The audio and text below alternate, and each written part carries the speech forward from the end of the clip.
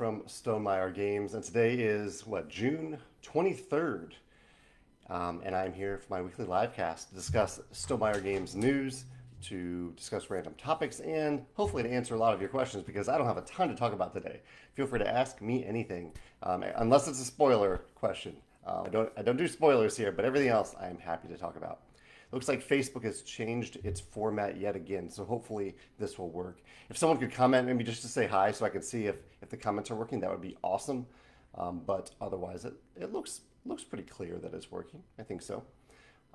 Yeah, thanks so much for joining me. So there we go. George just commented to say good morning, and so I can see comments are working. Awesome. Thank you, George. Stephen did the same thing. I appreciate that. Uh, Chocolate of the day. I typically start with that. I don't know if I have much chocolate planned to eat for today. I'm sure I will. I always do. But I do know that I made more Rice Krispie treats without Rice Krispies yesterday.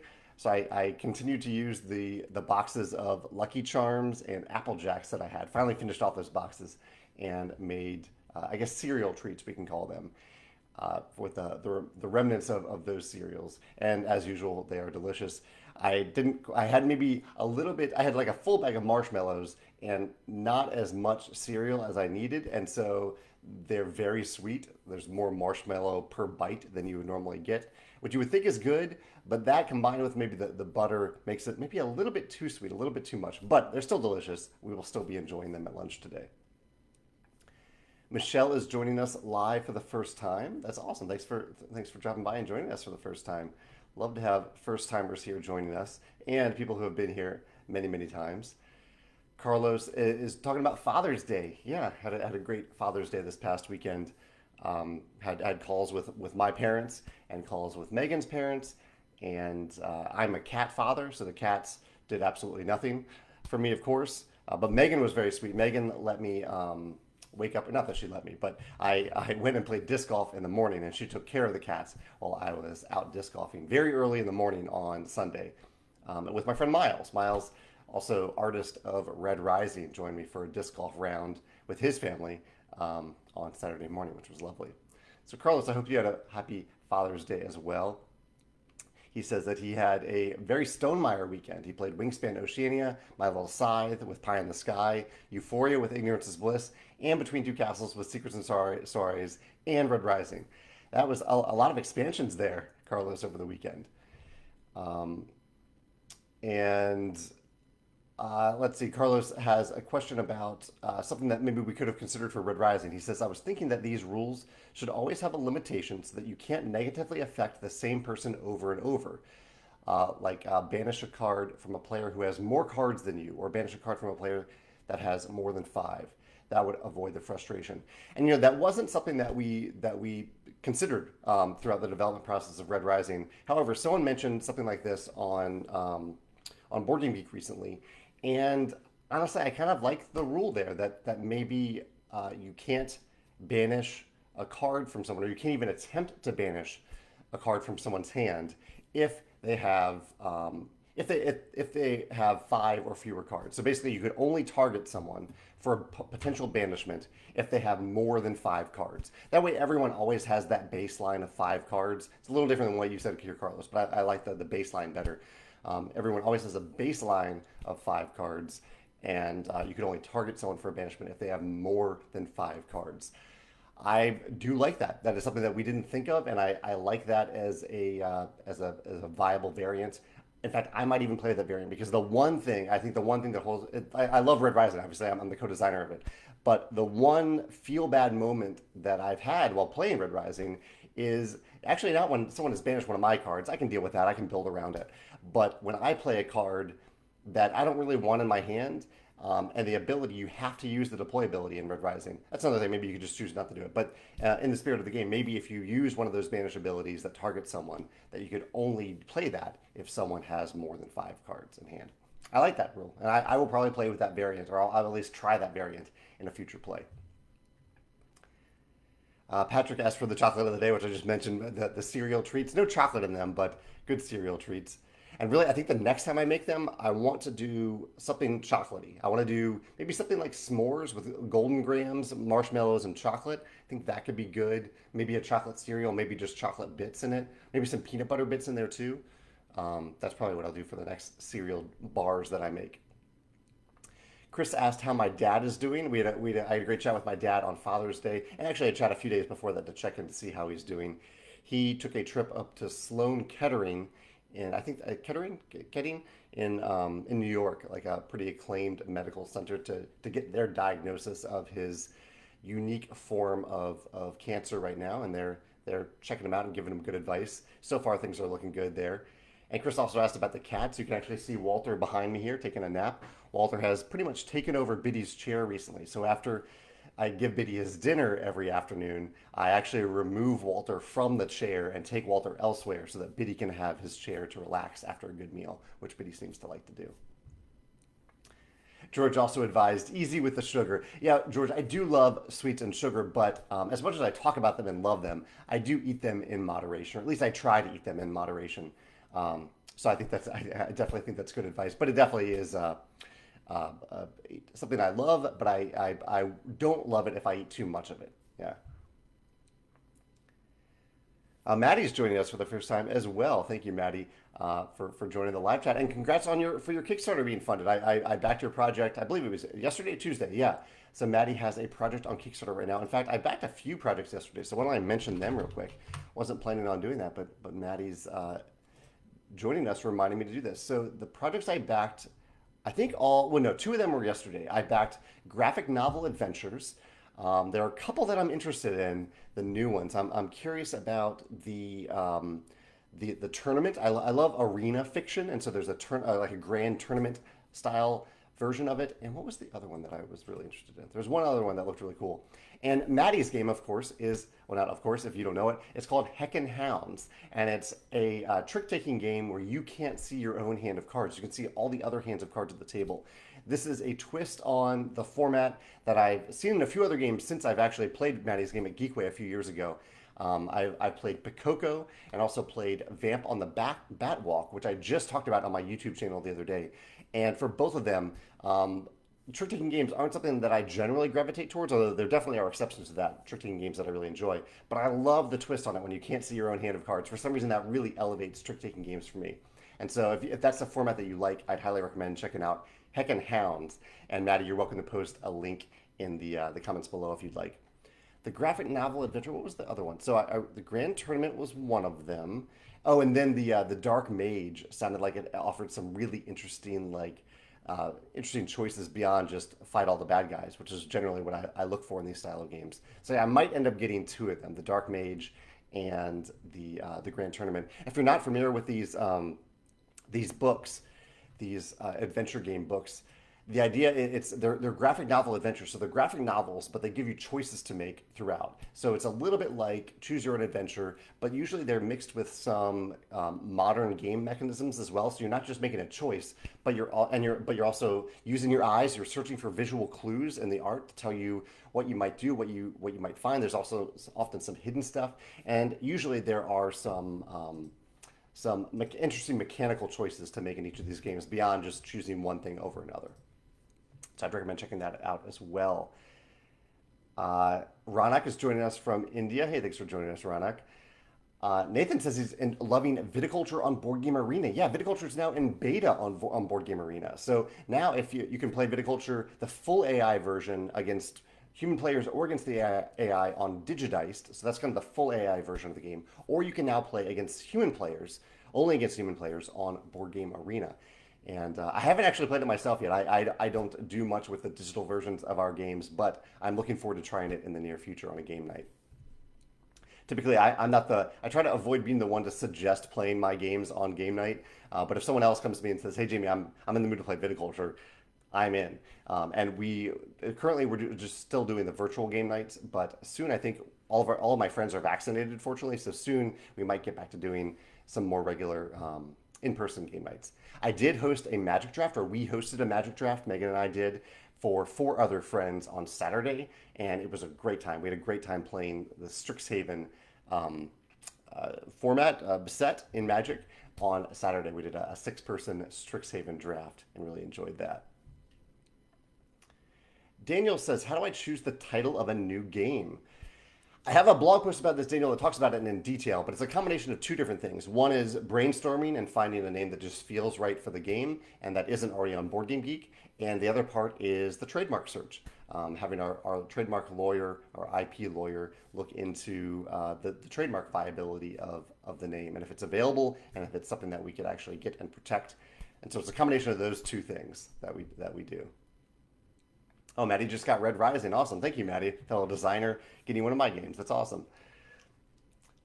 Tim says he played a lot of games over the weekend, a lot of Stonemaier games and some other ones. He says Charterstone, Viticulture, Between Two Castles of Magic and Ludwig, Nemesis, not a Stonemaier game, and Lost Ruins of Arnak, among others. He had a very gaming weekend, Tim.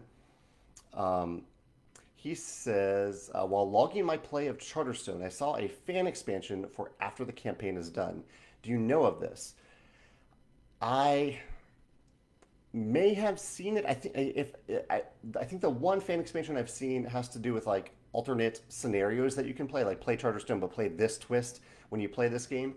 That might be what you're talking about. It's been a while since I've seen that though. So and obviously I don't know a lot about that. I designed Charterstone to be played over a 12 game campaign and then be infinitely replayable just as a tabletop game after that. I don't know how much it actually is played in that way, but it was designed for that purpose. But I haven't looked too much into fan variants. I have not considered designing expansions or anything like that for Charterstone.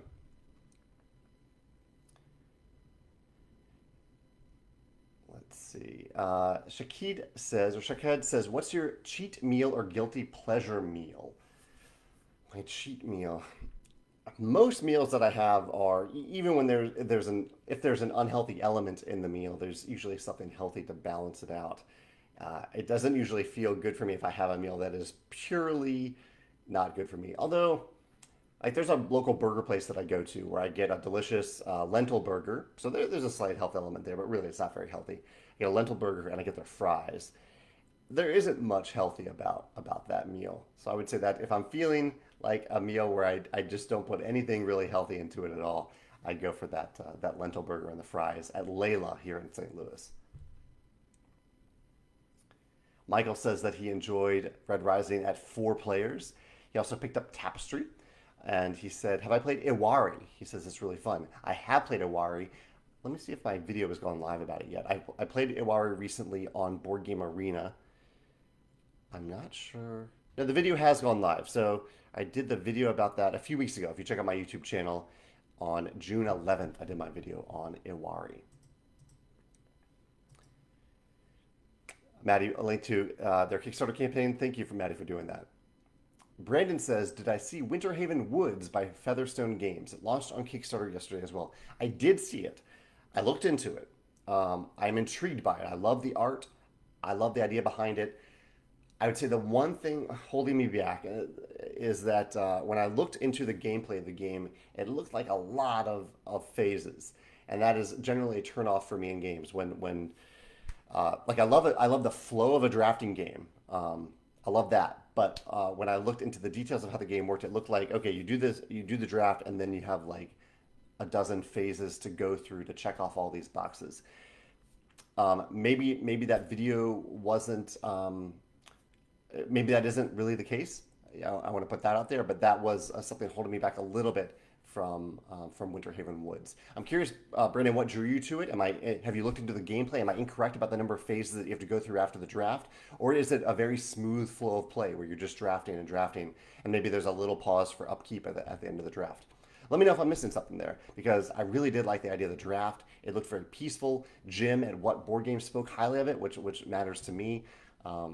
Yeah, so I'm definitely intrigued by it. It's on my watch list right now. I also put a Valor and Villainy on my watch list because it looks really interesting. I'm very intrigued by tutorials in games right now, and I heard the tutorial, based on what Tim Chuan said, the tutorial is very good, so I'm curious about that as well.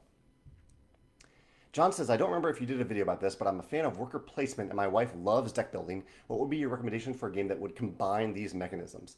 So I do have a favorite. I have a favorite worker placement video. In fact, I might have more than one. I may have updated it recently, and I have a favorite deck building game video. There are only a few games that combine the two. Currently, the ones that come, the two that have, or the three that have a hybrid method with that are Lost Ruins of Arnak, Dune Imperium, and Viscounts of the West Kingdom, which isn't quite worker placement, but it's like worker movement. Um, I admire all three of these games. They all have very clever mechanisms. My personal favorite, potentially by far of those three, is Dune Imperium. Dune Imperium is in my top 10 games of all time. Or it will be the next time I make such a video. I love Dune Imperium, and I love the combination of worker placement and deck building in that game. So that would be my pick if you want to check out one of them. Lost Ruins of Arnak and Viscounts are also very popular, also very well designed games that I enjoy. So those are two other ones to check out. If anyone comes, I don't know if there's a ton of other games that combine those two mechanisms though. Scott says, did I get a chance to check out Scarface 1920? I did. Thank you, Scott, for recommending that. I did look into it last week. It does look really, really interesting. I am definitely intrigued by it. And actually, there was one other project that I wanted to mention that, it's called First Ascent. First Ascent is a climbing game, a climbing themed game with some really solid looking mechanisms that I'm also backing. That was something I backed last week, but I'm still backing it. The project is still live.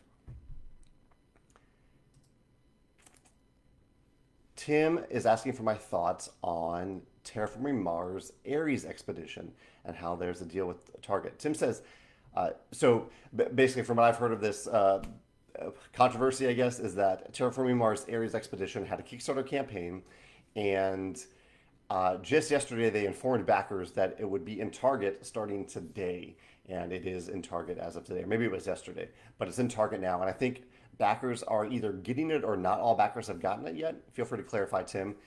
But Tim says, I'm not one of the people to get upset with this. I was happy to get the game. I do understand where it would have been nice to get the game to backers before retail. So it sounds like most backers have not gotten the game yet, and it is already in Target. A version of it. From what I've heard, there is the version in Target is the most streamlined version, and backers are getting a more robust version. And Tim is not upset with this. It is something that I generally don't get upset about either. When I see that, well, actually, no, that's not true.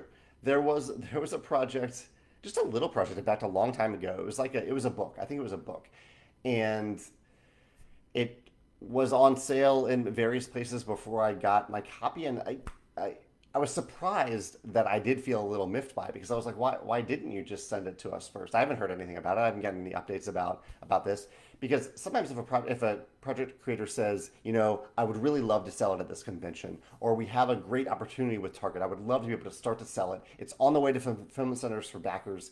It's happening, but this is a good thing for my company if this happens. I would love to make that happen. That communication well in advance of it happening can really, I think, make a big difference for me. The one thing I heard about what happened with Ares Expedition is that they didn't tell backers until like the day before it was happening. There was no advance notice. They could have maybe told backers many months in advance, and they didn't. So from what I heard, so I think that's a big difference there. The level of communication might really come down to that. Lee says, any thoughts for a scythe with a two-player board? Or a recommendation with the modular board. Yes, the modular board. One of the reasons that I designed the modular board is so that, and it's in the rule book, you can actually remove some of the big tiles that you put on the modular board, or just not put them down in the first place, to create a much tighter two-player experience. So I would highly recommend the modular board if you're looking to play Scythe with two players, if you want a lot of interaction, if you want a tight space to compete over on the modular board. Of course, I designed Scythe to be played from 2 to 5 players, eventually 2 to 7 players, and we play tested a ton at 2 players, and I liked having a bigger board. It gave me more space to do my own thing if I wanted to, but also with the tunnels, if I wanted to go interact with my opponent direct through conflict, I could do that. So those tunnels make what looks like a big board a lot smaller than it actually is. Keith just introduced his daughter, 7 years old, to board games this year, and he'll be playing My Little Scythe as soon as it arrives. Any advice on how I should introduce or teach her the game? The way that I like to teach My Little Scythe or Scythe is really to take. So first, start with your turn. Take a turn. And explain the action that you're taking and how it works, how that action works, and then take the turn for the other player. So they might say, okay, I'm interested in this seek action that you didn't take. show me what a seek action looks like. And then you can just take the seek action for that player, kind of walk them through it, through that action. And then when it gets back around to your turn, or whoever the next player's turn is, walk them through the third action. That way you get all three actions out of the way. You have shown players how they work, and then they have the freedom to take those actions on their own. Really, it's a very easy to teach if you do it that way. And after you get through those three actions, maybe let players take actions for a turn or two, and then go through the different ways to get a star in the game, so players can see those different star conditions. And that's it. I think that it's a pretty easy game to teach. Uh, Giovanni says, please stop making such good games. Jamie, my wallet doesn't appreciate it. He's going to go pick up Oceania today at his friendly local game store, and Euphoria and the Tapestry expansion from Stonemaier Games this week. Well, thanks for doing that. I appreciate you doing that. And I'm glad you're enjoying our games. Naziz says, have I ever checked out or seen some of the custom fan factions for Scythe? Yet another Scythe-related question. I have. Yeah, I've seen them. I typically see them on Board Game Geek. I do see them in the Facebook group as well. And I love the creativity from Scythe fans in creating those custom factions. There's some really clever things that Scythe fans have done with them.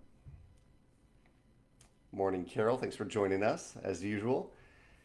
Okay, Brandon's here to talk about Winterhaven Woods, which is a game I was a little hesitant about due to the phases. He says he's played it, and it's pretty great. He says as far as the phases, there are really only three: the draft, plant and produce, and play, steal, and hunt cards. The artwork drew me in, and the unique and simplicity of the game kept me in. So maybe I was misled a little bit by this video in terms of how many phases it looked like there were. If there's really just draft, plant and produce, and play, steal, and hunt, or play, steal, and hunt cards. That's not too bad. Not too bad at all, really. I mean, that's a very reasonable number of phases. It looked like a lot more on the video. So I will go check that out. I'm not particularly interested in playing steal cards. I generally avoid take that in games, but I've heard that the game, there's easy ways to remove those take that cards if you want to. So yeah, Brandon, thank you for the recommendation. I will go take a closer look at that after I get off this, because it did look like a really interesting game. It's among my saved projects right now. Here goes, saved projects. This is Winterhaven Woods. Looks like the Isle of Cats, Don't Forget the Kittens is ending soon. I love seeing that project do so well for Frank. I am a backer of it, of course. And First Ascent, there we go. Where's Winterhaven Woods? Maybe I didn't save it. I will look it up. Winterhaven Woods. There we go. Yeah, thank you for clarifying how those phases work, Brandon. I appreciate that. Tim is excited for Distilled hitting Kickstarter on July 6th. Distilled is a game that I saw a version of it at the Stonemaier Games Design Day, the virtual Design Day this past year, and it looked really interesting. I was really impressed by the gameplay of Distilled. Scott says, any plans on doing my own deck building game? I do hope someday to visit the mechanism and put my own Jamie Stegmaier and Stonemaier Games twist on deck building. Yeah, I hope so, because I do love the mechanism of deck building. James says, what are my reviews on the game Dead Reckoning? I'm not a reviewer, James, so I don't do reviews of games, and I haven't played Dead Reckoning, so I can't really help you out there. Has it come out yet? Has it been released? I thought it, I didn't realize that it was even on the way to Kickstarter backers yet. Tom says, as we're halfway through the year, what's been your favorite 2021 game so far? What game am I most excited about being released in the next 6 months? I'm really bad at knowing what games are coming up. I never know. Like if I have a Kickstarter game, it shows up at my door sometime. If I have a game that will be released, I hear about games, but I hear about games mostly when they start to be reviewed. So I don't know what I'm looking forward to. It's tough for me to answer that. My favorite game of 2021 so far. Let's see. I'll name some of the games that are on my list of games that I really enjoyed in 2021. They're not all games that have been released in 2021 yet, though. So the games I played for the first time in 2021 so far are Quetzal. These are kind of like highlight games that I will mention on some sort of end of the year list. Even if they haven't been released in 2021, I still mention games that I played for the first time on that list. Quetzal, Canvas, Sleeping Gods, The Whatnot Cabinet, Small Islands, Cubitos, Destinies, Blitzkrieg, The King's Dilemma, The Rival Networks, Tranquility, Hadrian's Wall, and Conspiracy. Those are some of the highlight games that I played for the first time in 2021 so far. Oh yeah, Michael, thank you, Michael, for saying this. There is another game that has deck building and worker placement that I think is coming out soon. It's called Endless Winter. and I haven't played it yet, but I'm curious about Endless Winter. I've heard it's maybe the heaviest of all of these games. David says, "What are my thoughts on a campaign like Six Siege by Mythic?" I did not look all that closely into it. The theme didn't intrigue me. It looked kind of like a shoot 'em up game, which perhaps isn't fair to it. So I will look up Six Siege Kickstarter and learn more about that after. Okay, so let's see what type of game Six Siege is. Yeah, I think it is tied to a game where you're going to shoot up a lot of things. Yeah, this is a tactical combat game. Um, that's not the type of game that I gravitate towards. But is there an interesting campaign element? Oh, you're talking about the Kickstarter campaign. Yeah, yeah. I haven't dug too deep into it. It's tactical combat games just aren't really my ilk. But I'm glad to see the campaign doing well. Apparently, a lot of people like this style of game too. So I'm glad to see that it has an audience. Okay, Tim clarifies some things about Terraforming Mars Ares Expedition. He says it has some deluxe components and 17 promo cards. It costs $10 more and won't be delivered to backers until September. He said people discovered it was at Target on Sunday when they saw it there instead of an announcement or email. So it wasn't even announced, they just saw it show up.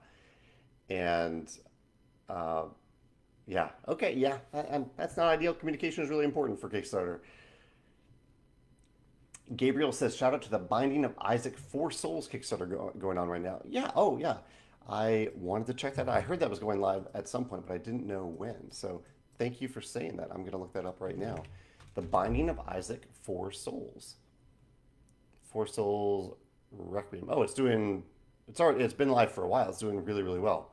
$5 million pledge. How did I not hear about this? That's ridiculous. That's awesome. Well done, The Binding of Isaac. $5 million on Kickstarter, nearly 40,000 backers. It's happening at least partially, I'm guessing, because of a reasonably priced pledge level. Yeah, $35 and $40. 65 for a big box. Really awesome. Yeah, I know nothing about this game, and that is unfortunate. I need to do better at that. So I will check that out. Yeah, thanks for highlighting that. Appreciate that, Gabriel. Zach has a nice compliment, and then he says, "What is the best tip that you can give game designers on how to achieve game balance in a game with asymmetrical powers and abilities?" Um, playtest a lot, gather a lot of data, and then hire a data analyst to look at that data. You can look at it yourself. I've learned this the hard way. You can look at it yourself, but you're going to miss things unless your expertise is data analysis. So I would highly recommend gathering all that data and running it by a professional data analyst. Um, that's the biggest thing here. Also, uh, one little thing that you're not going to get from that data is sometimes the data can be a little misleading because it is just as important, or it is very important to consider how people feel when they do something, or when they play something, when they experience something, and not just what the data says. A card might be balanced compared to another card, but if one card feels more powerful than another, or feels more frustrating than another, that matters too. That goes hand in hand with that data. So I would pair those two things together: gather data and gather anecdotal feedback. Watch how players feel when they play these cards, or play with these asymmetrical powers and abilities. And if something like you'll hear players say, "Okay, this is broken, this is overpowered." They might be saying that to be dramatic, but sometimes if you see that being said consistently about a certain power or ability and not said as much about others, even if it's mathematically balanced, even if the data shows that it's balanced, it's worth looking into why players feel that way. That's my tip on it. Let's see. Joel, the designer of Winter Haven Woods, is here. Joel says, totally hear you on the take that piece. I don't enjoy them either, but some people love it. I try to make as many ways to mitigate it as possible. That's awesome, Joel. Yeah, and I saw that on your Kickstarter project page that even though there is a little bit of take that in the game, that there are ways to mitigate it. I think through which cards you decide to include in the game, and it sounds like there's some mitigation in the game as well. I think the one reason that was surprising to me is that it looks like such a peaceful, beautiful game. Your art here is really, really beautiful, and so I was surprised that there was take that in this game. That I think Jim at What Gore Game described it as a pleasant walk through the woods. So that was the one surprising thing to me. But I think I'm going to be a backer of this game now. Yeah, here Jim says it creates this feeling when you know when you're walking in the woods and it's crisp but not cold and it's sunny but not summer and it's just quiet and calm. You feel like that when you play this game, I promise. And so if Jim gets that feeling, even though there's take that in the game, I'm sold. So yeah, I will be backing this. I'm backing it right now while we're live. I'm doing a live backing. I hardly ever do that, but live backing is happening right. Although I don't want to. Let's see. Yeah, I will be backing it right now. Joel, you're going to see my pledge come through while I'm chatting about it. There we go. Winter Haven Woods. I'm sold. I'm in. That's the third project I've backed this week. That's a lot for me. Carol says, have I gotten any new Kickstarter deliveries lately? She just got Shadow Kingdoms of Valeria and I'm enjoying it. I didn't get that one, but I'm glad you're enjoying that. I did get Dice Miners, or Dice Miners, and I'm really excited about that. I love custom dice. It looks like a very streamlined game with an interesting dice drafting mechanism. And so I'm looking forward to playing that. I'll be playing that next week. And I'm also playing, what's the other game I'm playing?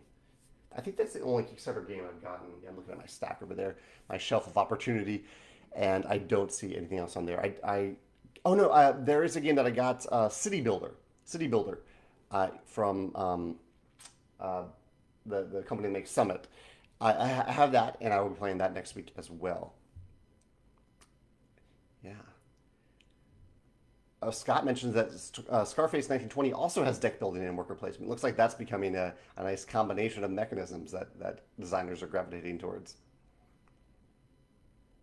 Hilda says that she is excited to play through Sleeping Gods and had that opportunity to playtest with Ryan, the designer, a few years ago, and thought the portion we got to playtest was fantastic. And actually, speaking of Ryan Lockett, I did a blog post on Monday about an odd little conundrum I faced with Now or Never, Ryan's new game that's available for pre-order now. Because when Ryan announced it a week or so ago, I got the announcement. And I was like, "Oh, good. I already pre-ordered that. I'm positive I already pre-ordered that." And something in my head was like, "Have you actually pre-ordered that?" And I looked back, and Ryan had announced the game in January, and I got really excited about it. And now in the present, when I heard about the announcement of the pre-order, I was like, there's no reason that I wouldn't have pre-ordered it in January. It's an auto pre-order for me.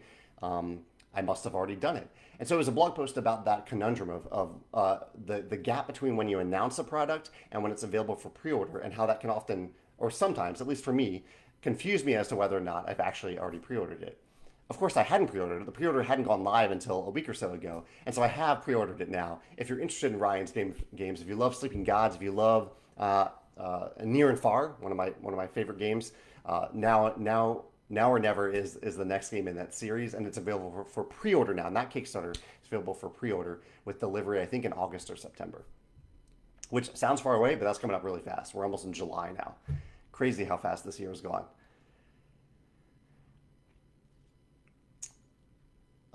Patrick says, did I get anything on for Prime Day? I did, but not game related. I have been having some odd neck issues for a while, and I'm gonna give another desk chair a try.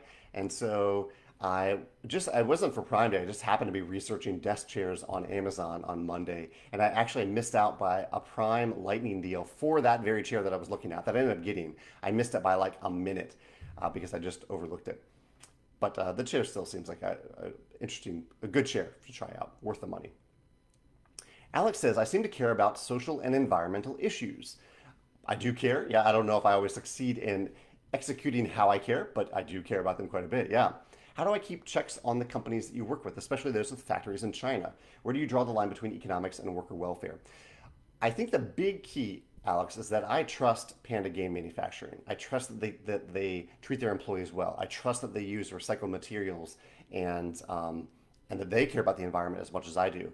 I trust this not blindly, but I trust it because I've had conversations with them about it. And even though they do outsource some things to other factories, and those factories might not be as good as Panda, I do also trust Panda to vet those factories to treat their workers well and treat the environment well. Yeah. So it's about trust in the people that you work with. Scott says, have I tried Oath or Root yet? Yeah, I played Root several times. I haven't played it in a while, but I have played Root. Oath I am playing for the first time this Sunday. and I am curious,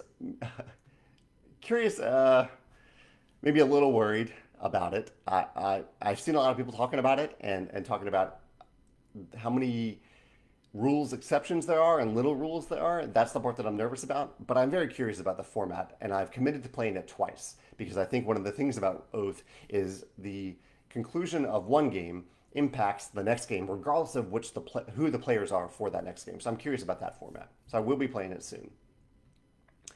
Scott also asked about my chocolate of the day. Today I didn't do a chocolate of the day, but I made cereal bars again the other day with fruity pebbles, not fruity pebbles, apple jacks and Lucky Charms, and so I made some more of those, and we'll be eating those today at lunch. So that's kind of my treat of the day. Joel, the creator of Winter Haven Woods, has a nice comment here. Thank you, Joel. He says, I want to also say thank you for all the help you put out there to help first time creators. Your book and blog are so beneficial, and I try and pay it forward as much as I can. Really appreciate everything you do to build community and share the lessons you learned along the way. Well, thank you, Joel. I really appreciate that. And hopefully, I'm glad you took away some benefits of that as you were preparing for your campaign. And it really does. It's a very well structured campaign.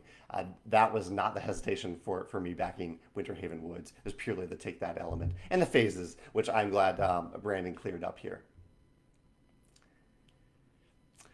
Zach, it looks like Carol almost missed the pre-order for Now or Never as well from Red Raven Games, but it's still live. You can still pre-order it now. You should be able to pre-order it for a while.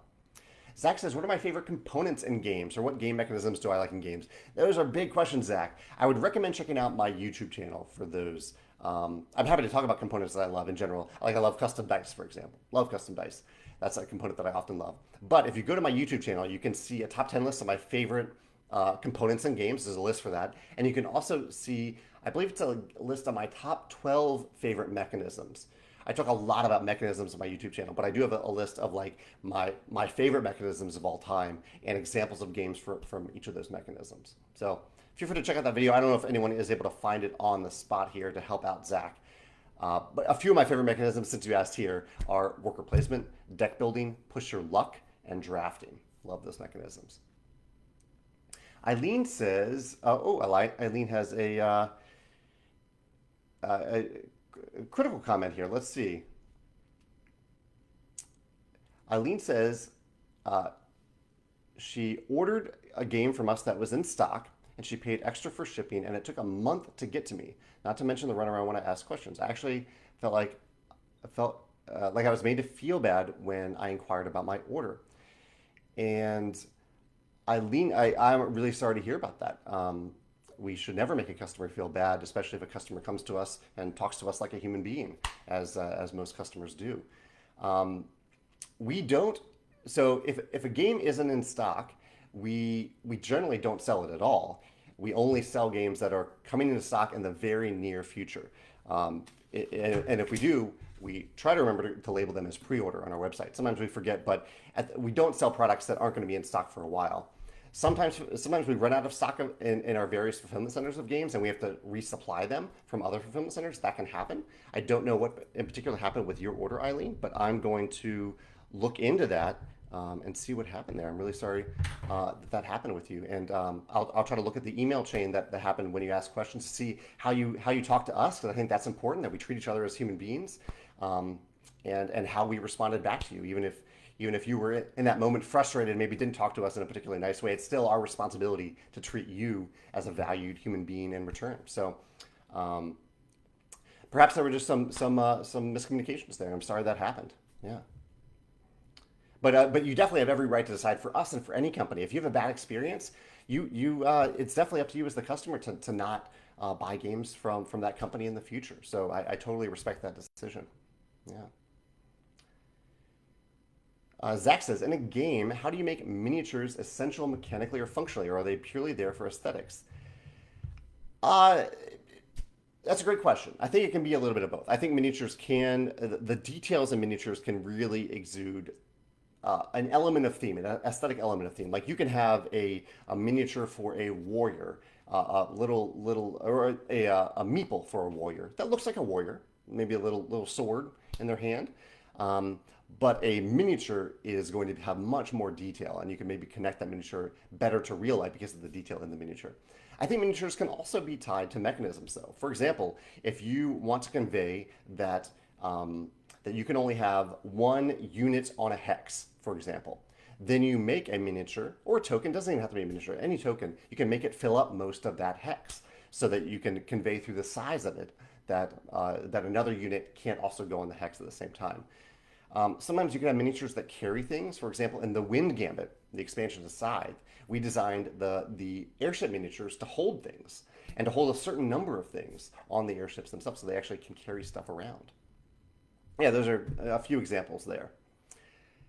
Uh, I realize that I haven't talked about many of the topics. I didn't have a ton of topics to talk about today, but I will throw them out there for conversation. I did a video this past weekend about my top 10 game recommendations if you love Euphoria. So our dice worker placement game, Euphoria. I was talking about custom dice earlier. Euphoria has custom dice and it's a worker placement game. So if you love Euphoria, here are some games that I can recommend to you. Or if you love any of those games on that list, you might also enjoy Euphoria if you've never tried it. Some games that I played recently over the last week were Hadrian's Wall, which is probably the heaviest roll and write game I've ever played. Railroad Inc. Conspiracy. Conspiracy, actually, I really enjoyed that game. It's in the Abyss universe. It was completely off my radar, but it's on Board Game Arena now, and I really enjoyed my first play of it. Played another session of Gloomhaven Jaws of the Lion, and played that Magic Draft that I mentioned before, the Strixhaven Magic Draft. I'm reading right now a book called The Way of Shadows. It's a trilogy from Brent Weeks, who I know from the Lightbringer series. Really love Brent Weeks as a writer. And we watched Loki for the first time, the first two episodes of Loki this past week, and really enjoyed that.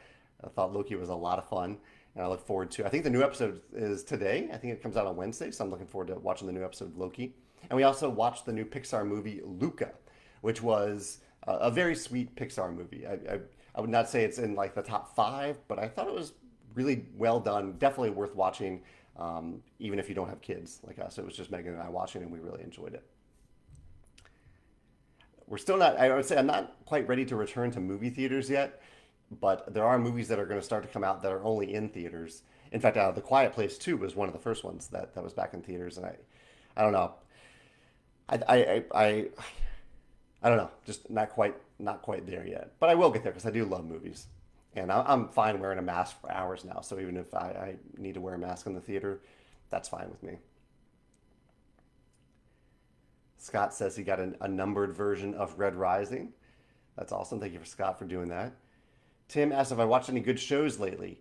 Loki is one of them. We're also watching, or we just started watching The Irregulars on Netflix, and we're watching. I guess that's the big one. The Loki and The Irregulars are the ones we're watching. Tim says he's been watching, or he binge watched Mosquito Coast on Apple TV and Stephen King's Lisey's Story, and he finished Train to Busan Presents Peninsula last night. I haven't heard of the latter two of those. I did see ads for Apple TV for Mosquito Coast. Tim says that his daughter has been enjoying Luca and the Good Dinosaur, and Raya and the Last Dragon was also nice. Yeah, we watched Raya a couple weekends ago and really enjoyed it. What else is going on? I don't know. I think I'm out of my topics here. So I'll hang out and see if there's any questions for the last few minutes here. If not, I might take off a little bit early. I do have a few things to take care of today. Garden says, have I found a wingspan nest? Maybe can you clarify what you mean by that, Garden? I'm not sure what you mean by that. Or maybe you're referring to, actually, I don't know what you're referring to. Yeah, let me know what you're talking about with the wingspan nest. Have I found a wingspan nest? I'd love to know what you're asking about there. So I'll hang out to see what Garden was clarifying there.